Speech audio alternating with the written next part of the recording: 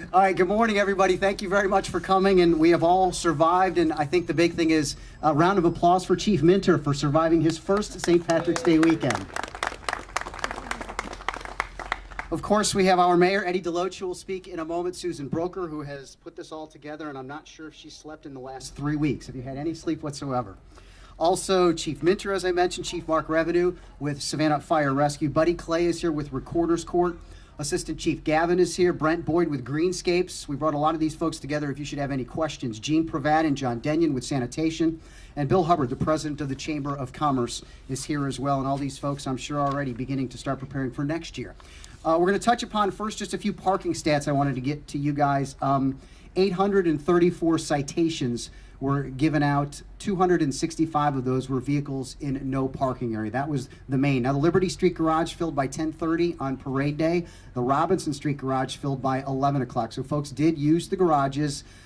Motor coaches went down actually this year. 80 motor coaches were permitted that came into town. That, I think the number was just over 100 last year.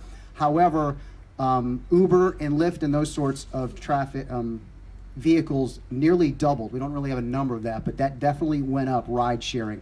Cat shuttle numbers, 7,740 riders, with more than 6,200 of them coming from Island Town Center and Savannah Mall. We're going to start with a few brief statements from our mayor, Eddie DeLoach. Well, good morning. Good morning. And it is what a great day in the city of Savannah. It was a great St. Patrick's Day too, wasn't it?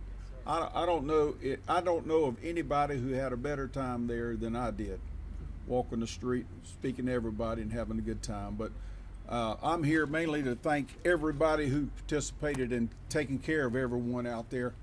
I thought things were great. I thought things ran like they needed to run. I think we had a plan, and we executed the plan, and I think things ran well. And all I can do is thank everybody who's a member of the staff, along with all the additional parade people that helped us. It was incredible, the results we had, and I want to thank each one of you, especially Gene and them wrapping up everything and cleaning it up. You walked out here the next day and you didn't even think anybody had been here. But I do want to say thank you for everybody. I want to thank the citizens. I thought they really they put a great effort into making sure we did clean up behind ourselves and made things a lot better than they were in the past. So I'm here to say thank you. Enjoy life. Thank you for everything y'all have done. We're going to have a great one next year. We started planning just about 5 minutes ago. We'll talk to y'all later. Thank you, Mayor. Susan Broker is with Office of Special Events, Film, and Tourism, and I think she has a full-time job with St. Patrick's Day, so the film and tourism is second to that. Susan, you've heard from her all week. I think she can maybe breathe a little bit of a sigh of relief, Susan. Thank you, Ken. And I think Ken mentioned we'll take questions at the end. I suspect that you have a lot of general questions, and I can attempt to answer those when we come to the end of the program. I will say, Mayor, we did start planning, but if you ever have the opportunity to be in the Emergency Command Center at 4 or 5 o'clock in the morning after the parade, you realize that the planning definitely starts then, because we're looking at all the screens and all the roads, and we're seeing what we can do better, what we can do differently. I want to thank, first and foremost, the people that are beside me and behind me. Yes, my department is kind of the facilitator that brings all these things together, but we have an incredible team, an incredible staff, and our citizens, our visitors, our media, everyone should appreciate the amount of time, work, effort that they put in. It is tremendous, and I can't say enough good things about them and convey how proud I am to work with these people on a daily basis. And I want that to be in the newspaper, and I want that to be on in television, because we have a special situation here at the City of Savannah. We did implement some new things this year. I think all of you heard me say green and clean.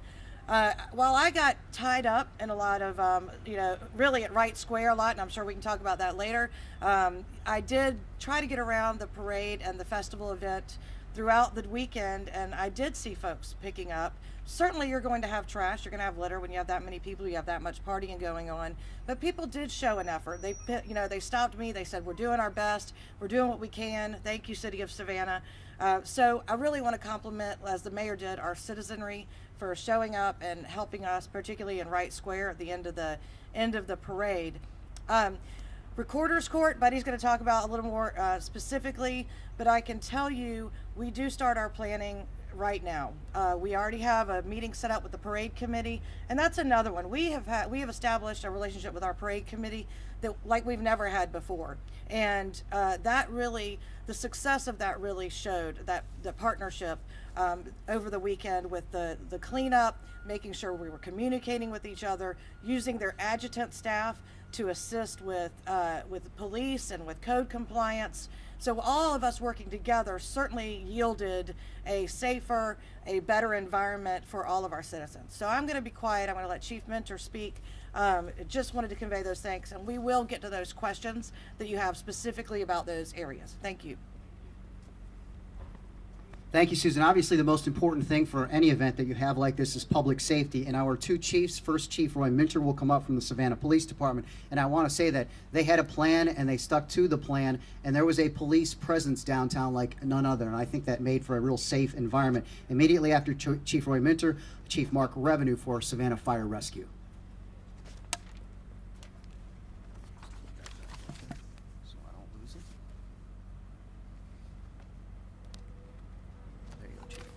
Thank you and good morning, everyone. Last week when we met, we talked about we wanted everybody to be patient, act appropriately, and drink responsibly. And our preliminary data shows that many of our festival attendees complied with our request. Specifically with some statistical data, festival zone arrest, 2019, we had 19 arrests. 2018, we had 29 arrests. Now, we have talked previously about how serious we're taking littering in our city. One of those arrests involved one of our officers who contacted someone for littering and actually was in the process of issuing that person a citation for littering, and it ended up with the arrest of a convicted felon carrying a weapon. So that just shows you how something minor can turn into something major. For vehicles towed, 2019 we had 64 vehicles that we towed this year. 2018 we had 38 vehicles that we towed. For traffic citations and DUI arrests this year for 2019, we issued 247 citations and 12 DUI arrests. 2018, we had 415 citations and also 12 DUI arrests. For our ABC unit, doing compliance checks for underage drinking, this year in 2019, we did 32 business checks, which resulted in 16 failed compliance checks. 2018, we had 26 business checks, which resulted also in 16 failed compliance checks. Let me end by saying that I'm extremely proud of the hard work and the dedication of the members of the Savannah Police Department. They put in a lot of long hours planning and working the festival weekend, and I can tell you I got numerous compliments from visitors and from community members about the patience, assistance, and overall professionalism of the men and women of the Savannah Police Department. I also want to thank them for making my first St. Patrick's Day event weekend a memorable and proud moment for me. Thank you.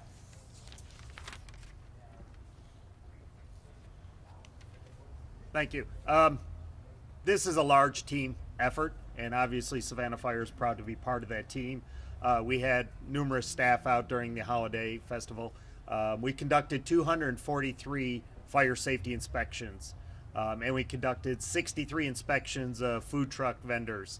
And while we issued numerous warnings, it ended up in 18 citations for fire safety violations. Like Chief Minter, I'm proud of the effort of the entire city and the Savannah Fire Department, and we look forward to next year's event. Thank you. All right, thank you, Chief. Before we get to Buddy Clay with Recorder's Court, which received a lot of attention leading up to, but now won't have quite as much as it did work. Some statistics I have for you, and I think Gene Pravat is here and John Denyon's here as well. The crew did a phenomenal job. 183 tons of trash. Now, I was told that one cup, 128,000 of those equal 1 ton. So they picked up 183 tons of that. You guys can do the math on that one. Also, Brent Boyd with Greenscapes, they've done a lot, 128 yards of litter picked up. 104 of them were non-parade related. 128 of that, I should say, yards of litter were for and after the parade. All right, now Buddy Clay with Recorder's Court. I think I made a name for myself over the weekend. I referred to myself as the Maytag repairman, waiting for something good, terrible to happen. The Recorder's Court maintained a presence out in this square pretty much the entire day on Saturday. I was one of the folk that was out here, or the main folk that was out here. I just want to share with you, we received this morning 33 arrest reports from the weekend, which was considerably lower than what we had last year. I think our arrests pretty much parroted what Chief Mentor pointed out. We have not received all of our reports from the Georgia State Patrol. Matter of fact, we hadn't received their information at all quite yet. We typically have quite a number of DUI cases that come from the Georgia State Patrol. A lot of people were disappointed when they came out here Saturday because I got asked, what happened to pop-up court?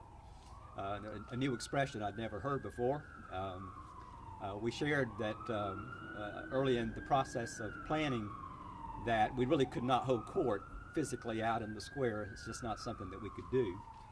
We were staffed in the office and were receiving information from the various enforcement agencies, and we'll get most of their filings this week. We'll be holding special sessions of court that we've set aside for docketing the week of April the 14th. We'll have to wait and see what the actual code enforcement situation looks like when the cases arrive in our office. But I think from my perspective, we saw a tremendous effort on the part of the police agencies that were working. It was very calm in this square. I shared that part of the effort was to try and restore some order here. Unfortunately, some of the order that disorder found another place to go, but that was responded to very quickly. I think the event went extremely well. I think the enforcement agencies were out doing a great job, and certainly the police were doing a great job, as always. I've done a lot of St. Patrick's Days over the years, and I thought this one went as good as any that I can recall in all the years that I worked for the city as the revenue director and the city marshal. So I think the city staff really need to be congratulated for a job well done. And hopefully we won't have as much at Recorder's Court, but I'm expecting to be pretty busy the week of April 14th. All right, thank you, buddy. I know you guys will have questions. Actually, Susan, I'm going to have you come up since you know how to disperse these questions as the person to bring it all together to find out exactly who you guys have questions for. I've got a question for you, Susan. The first one is about the efforts to keep Chippewa Square where we are clean, and it seems like that problem moved to Wright Square. Can you talk about that? Sure. Well, when we talked about implementing the public safety corridor in Chippewa Square, and we talked about all of the various items that would not be allowed in Chippewa, we knew that crowd would disperse. We were hoping that they would disperse, not all as one group, but they would go into different squares. Given the real estate available in Chippewa versus the real estate available in Wright Square, we do know that's the case. Wright Square is a much smaller square, so we did have a lot of people cram into there. Unfortunately, I'll just be honest with you. I think people saw the things that were not allowed and said, well, we'll just go to a different square.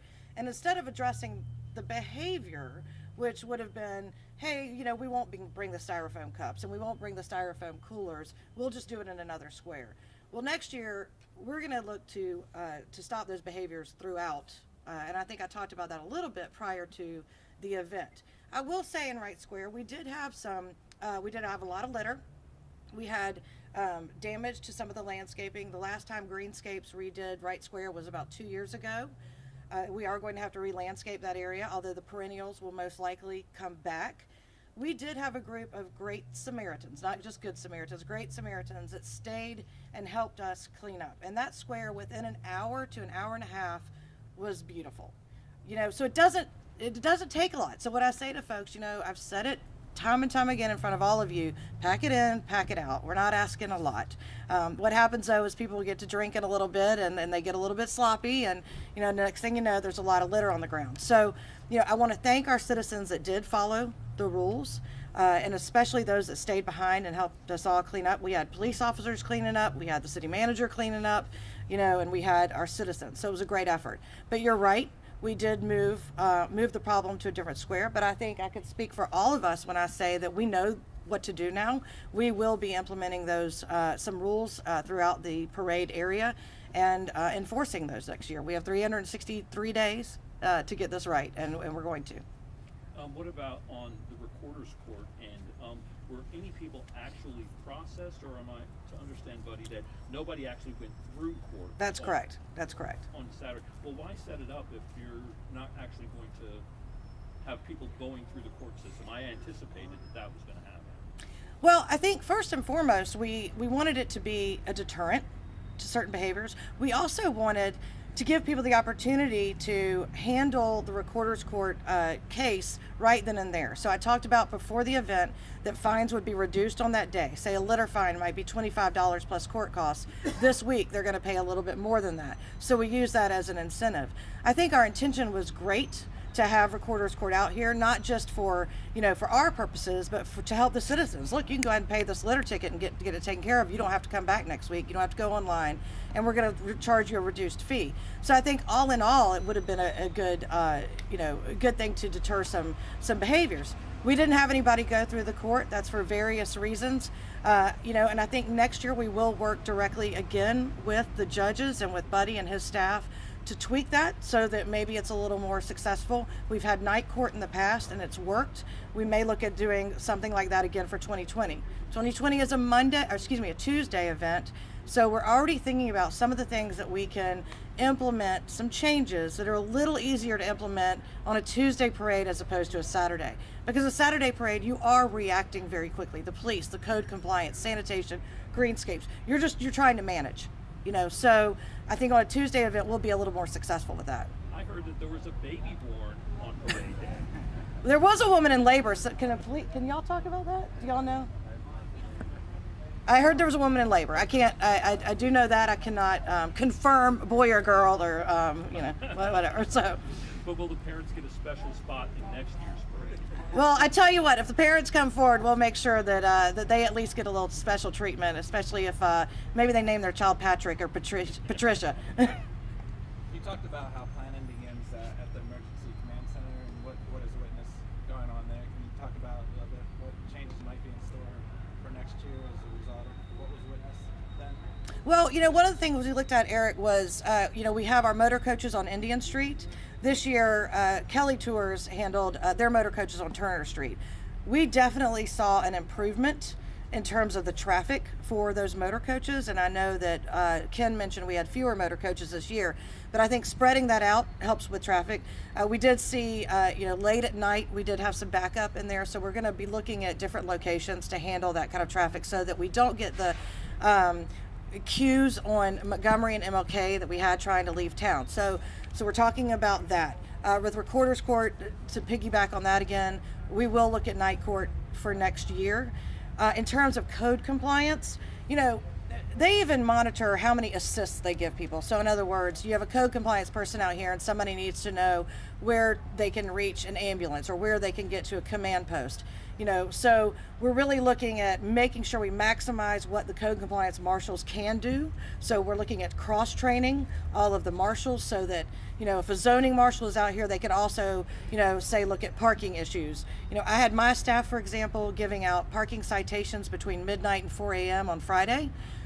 We don't work for parking, but we needed to supplement that. So just looking at ways we can cross-train, work together, and maximize the city effort, and so it yields some success on the outside. What about as far as cracking down on the trash use? I mean, you said some rules should be probably put in place across all the squares. As dramatic as a ban on party tents and tables like y'all had for Chippewa this year? Or, I know it's a long way till next year. What do you have in mind? Right. Well, I will say this. So, we did ban the tables and the tents in Chippewa. And so we had a much reduced traffic and folks in Chippewa. Wright Square, we had a lot of tents. We had a lot of tables. And I will say that even though it took a little pushing, that those folks did take down their tables and their tents. This year, we only had to remove one tent at the end of the event. Last year, I think we probably had 20 tents in Chippewa Square that were just left and trashed. The styrofoam was a problem in Wright Square. I have a lot of photographs of broken styrofoam all over the place. I would really like to see us, come on, it's 2020. We need to ban that kind of thing. So looking at a wholesale ban on the styrofoam across the parade and festival area. We are going to be, I do fully expect that next year we will have in place a better process to give litter citations and to follow up on those right there on site. And I think it's important, just based on what Chief Minter mentioned, that turned into something a lot greater. So, I'm not a police officer, but I know that, your basic traffic stop can certainly yield something larger. We're looking at the same thing for things like litter. So you're saying a blanket ban on tables and tents? No, I'm not saying that now. I think we're going to have a conversation about it. I think that if people can continue to behave and they can, take those down at our direction when it's time to go, we certainly want people to enjoy it and have the shade and have a place to put their food. But we need people to help comply, and we need people to be our partners on that. I will say, though, once again, styrofoam to me, let's just get rid of it. We've got some instant feedback from a viewer. Fran Fisher asks about the idea of people who bring tents. Can the city implement some type of permitting process for that in advance of the event? Your thoughts on that? Sure. So, we have really tried to stay away from permitting, anything in the square. So in other words, permitting, where a person, we have families that want to be in certain areas in the squares, and we've hesitated to do that. I'm not saying it's off the table. It's certainly, no pun intended, it's certainly something we could look at next year, is that, maybe we allow a certain number of those in certain squares. For example, we do have party squares and we have family squares. And should they be treated the same? Those are the conversations that we're going to be having over the next, 300 days or so. Has the city ever considered implementing either like a lottery system or some type of first come first serve system so that the squares don't get overcrowded or oversaturated with people? So years ago, when we implemented the land rush, we did talk about a lottery system. I was not in charge then, and not that I am now, but I was not over that section.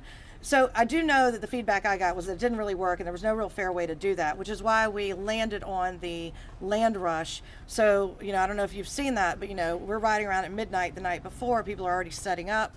We do have to go in and take down tape and things that they've already set up. And, and then at 6 a.m. the whistle blows and everybody can push forward. Seems to be working. Those folks that are out there at 2, 3, 4 o'clock in the morning to get their spots in whatever square they want to be in, they're generally a happy crowd. They're happy to be out there. They're having a good time. And I haven't received any negative feedback from how that process is working. What about for the people who set the chairs up along the parade route days in advance? Will that continue? So, we've been lenient on that for sure. So the way we handle it now is if you set up your chairs, you're certainly doing so at your own risk. We're not going to watch those. If somebody takes those or moves yours and puts theirs in place, that's really on you. As long as it's not blocking pedestrian access or Americans with Disabilities Act access, having those 3 feet of unobstructed walkway to allow for that, we've really been lenient on those things. I will say this year I did see more chairs tied to trees. We don't want chairs tied to trees. Our trees are very important to us, even along the parade route. Even though a lot of those are crepe myrtles and smaller trees, they do promote and contribute to our tree canopy. So you might see something next year about not tying things to trees. One word just quickly again. Sorry. Did anybody say, I might have missed it, how many citations for littering we're giving out? No, they didn't say specifically. I've asked code compliance for a report on that. I should have that by the end of the day. We can shoot that out. Thank you, Susan. Thank you, everyone. We do want to reiterate, too, the partnerships. Bill Hubbard coming. We thank you very much for coming for the Chamber of Commerce. We'd also like to give a shout out to, obviously, City Market, Savannah Waterfront Association, Downtown Business Association. Did I forget any of the associations, Susan? It's been a partnership, and we can't thank you all for that. And that concludes today's press conference.